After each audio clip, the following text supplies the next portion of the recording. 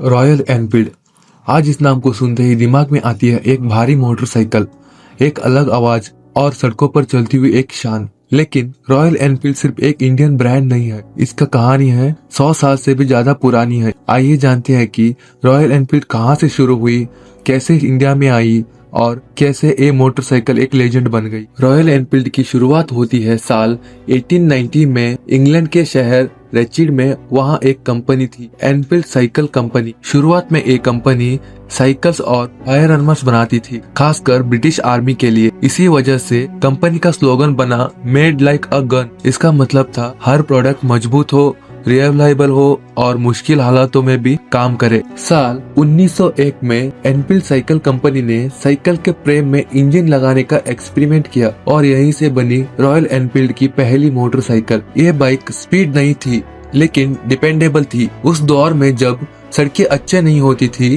Royal Enfield लंबे सफर आसानी से पूरी कर लेती थी। यहीं से रॉयल एनफील्ड सिर्फ एक मैन्युफैक्चरिंग नहीं रही बल्कि एक इंजीनियरिंग फिलोसफी बन गई। रॉयल शब्द सिर्फ एक ब्रांडिंग के लिए नहीं था। ब्रिटिश रॉयल फैमिली ने एनफील्ड कंपनी को वेपन्स और मिलिट्री इक्विपमेंट सप्लाई करने का अधिकार दिया। इस रॉयल एसोसिएशन के बाद कंपनी का नाम ऑफिशियली बना रॉयल एनफील्ड। ये नाम पावर, ट्रस्ट और अथॉरिटी का सिंबल बन गया था। जब इंडिया में आजादी मिलने के बाद एक ऐसी मोटरसाइकिल चाहिए थी जो आर्मी और पुलिस के काम आ सके। इक्विपमेंट्स क्लियर थी, खराब सड़कों पर चले, पहाड़ और रेगिस्तान में टिक सके और कम मेंटेनेंस में सालों तक चले। तभी 1950 के दौर में ब्रिटिश गवर्नमेंट ने रॉयल एनफील्ड बुलेट को रेकमेंड किया। साल 1955 में मद्रास, आजकल का चेन्नई में रॉयल एनफील्ड का मैन्युफैक्चरिंग प्लांट शुरू हुआ। यहीं से बुलेट का प्रोडक्शन इंडिया में शुरू होने लगा। इंडियन आर्मी ने बुलेट को एक्सट्रीम कंडीशन में टेस्ट किया। हिमालय के पहाड़, राजस्थान का रेगिस्तान और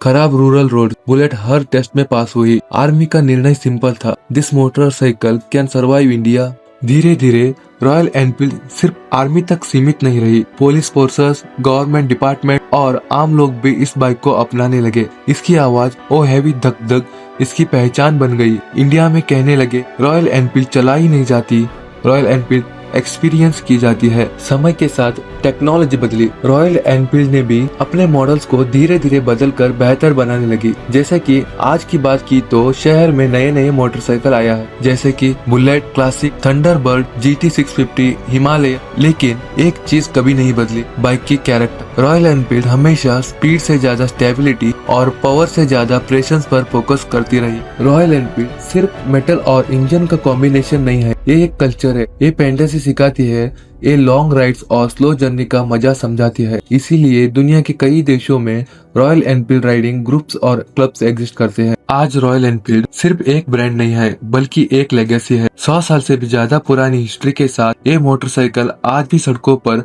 अपनी पहचान बन के चल रही है।